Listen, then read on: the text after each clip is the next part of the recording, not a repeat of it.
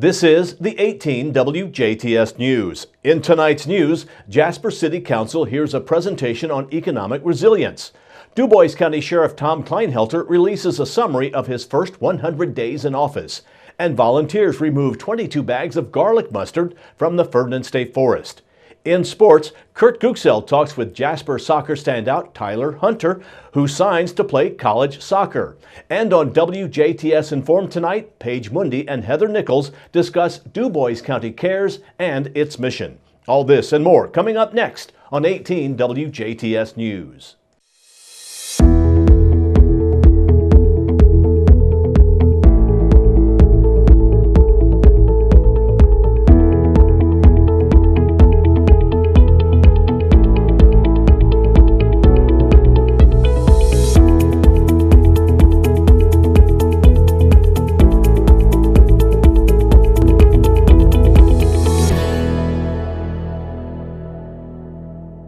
Thank you for tuning in. I'm Bill Potter with the WJTS News.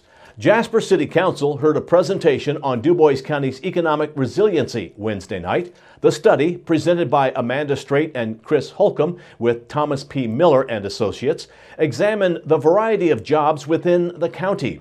There are 31,082 jobs in the county, with a 7% growth since 2013 and an estimated 3% increase by 2023.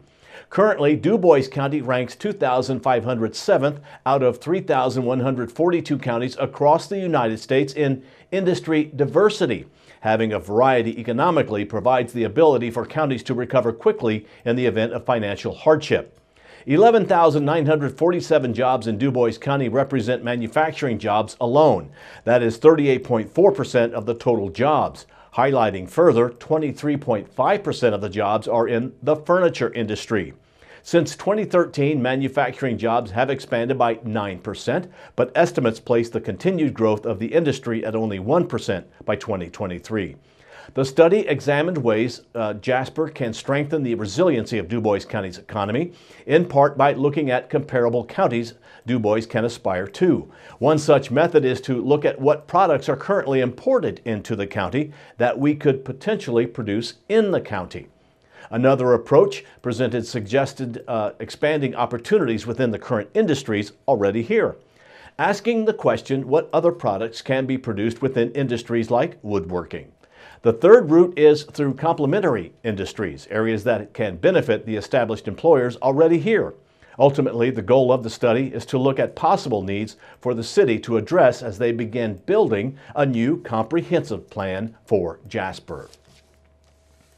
The DuBois County Sheriff's Office is cautioning all area residents to be aware of possible scam phone calls.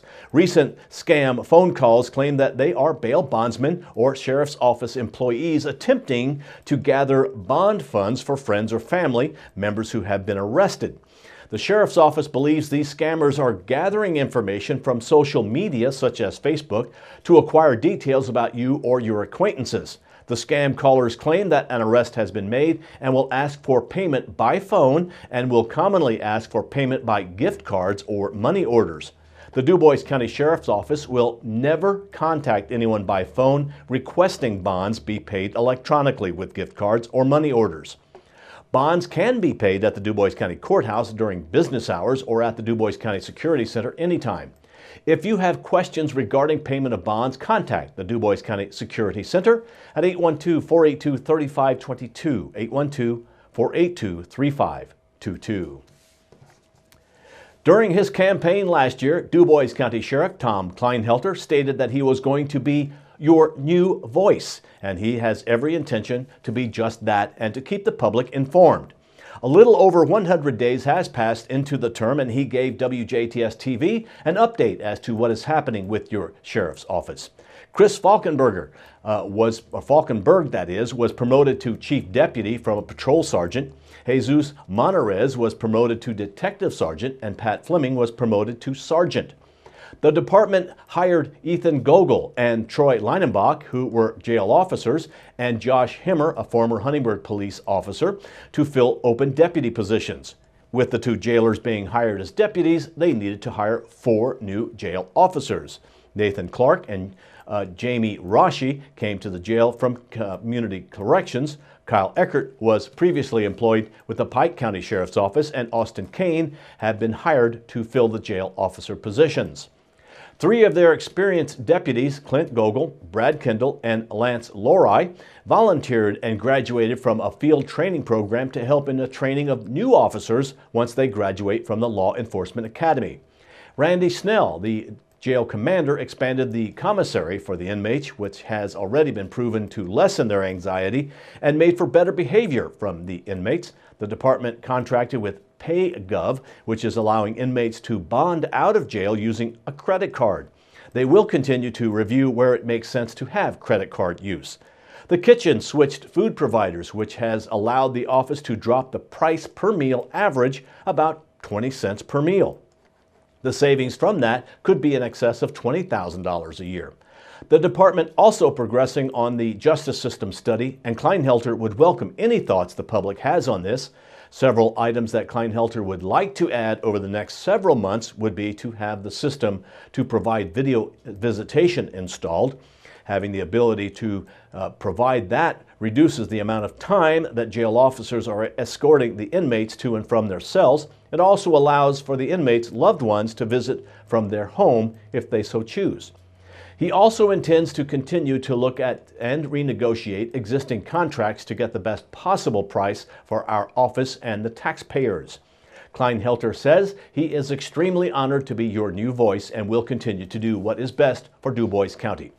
For Kleinhelter's complete letter, visit his complete letter to the public, visit our website, WJTS.tv. 8 hardy volunteers worked for 2.5 hours Tuesday evening to help rid Ferdinand State Forest of invasive garlic mustard. 22 bags of garlic mustard were removed from the woods, and as a side benefit, one volunteer also removed her first morel mushrooms of the season. The second annual pull was planned by Friends of Ferdinand State Forest and the Ferdinand State Forest, with assistance from the Invasive Species Awareness Coalition of DuBois County. More volunteers are needed to pull. Anyone interested in learning to ID and remove the garlic mustard plant can contact the forest directly. Well, Indiana schools aren't being promised much additional money after new projections showing slower growth in the state tax collections. The forecast released Wednesday to legislators projected about $30 million less in tax revenue than a December report that has been used in preparing the new $34 billion spending plan for the next 2 years in Indiana. Tax revenue is still expected to grow about 2.5% each year, but a jump in expected Medicaid expenses means legislators have about $100 million less to work with. Republican budget plans have proposed increases between 2 and 2.7% in base school funding. Republican Senate Budget Leader Ryan Mishler of Bremen says school funding will be a top issue as negotiators work to reach a spending agreement by sometime next week. Now stay tuned. Weather and sports are still to come on 18 WJTS News.